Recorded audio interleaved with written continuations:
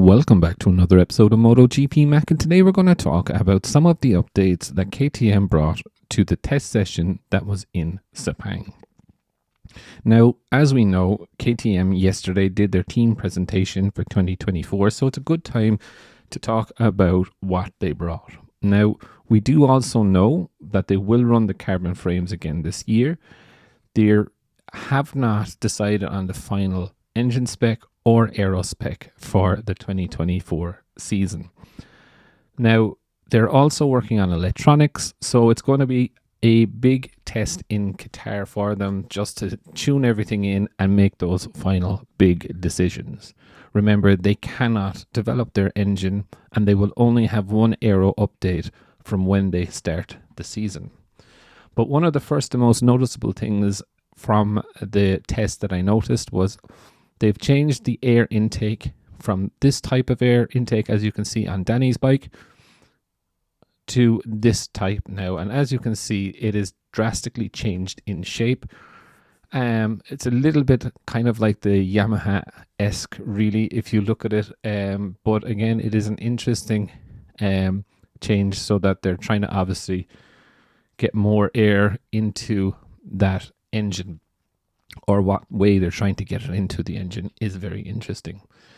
The other area where you notice that they were trying to develop was, one, they were using the fork winglets here, as you can see, but also the front mudguard. And as you can see, there's a slit in the front mudguard, as you can see here on Pedro Acosta's bike. And I find it very interesting that they're using this technique as well.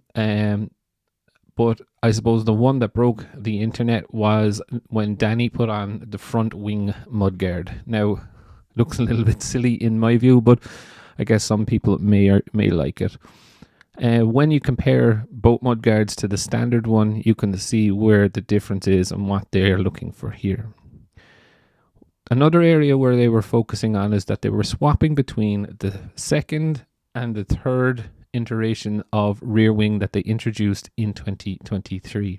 They didn't just stay with, say, the high downforce version, as you can see here. They were flip-flopping between that version. I did see at one stage as well that they were adding little winglets below where the main wing end is at there. So I think it's pretty interesting that they're adding these little flicks on, drive the downforce behind the rider. Here you'll see the version that they finished the 2023 season on. The next area that they were working on, again, they brought these really dug out side pod versions of the aero that they ran in Valencia. So it wasn't really a surprise, but seeing it up close, you can see how big that channel is down the side of the bike. And it is interesting because no one really is going the route that they are going. It is a very different route.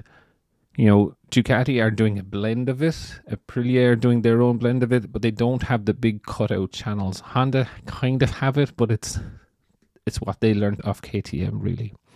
Another area where they're working on is the exhaust. Here you see, a single exhaust going up high, and they now have a down low exhaust. And if you do remember, or just go back to the previous picture, you will see that both exhausts were finishing high before.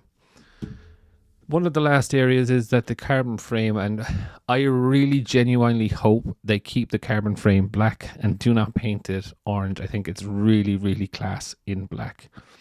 But again, I do expect from KTM that they are going to bring something to Qatar. I do expect the Red Bull Racing aerodynamicists to be working hard. They have a few things that they do need to tie up, but again, I do expect some really class innovations from them. I would be surprised if it didn't bring something that would shock us, let's just say, to the Qatar test. But I would definitely love to know your thoughts. What is your favorite feature of the KTM test? Definitely leave your thoughts in the comments below, and I'll be back again tomorrow with another video.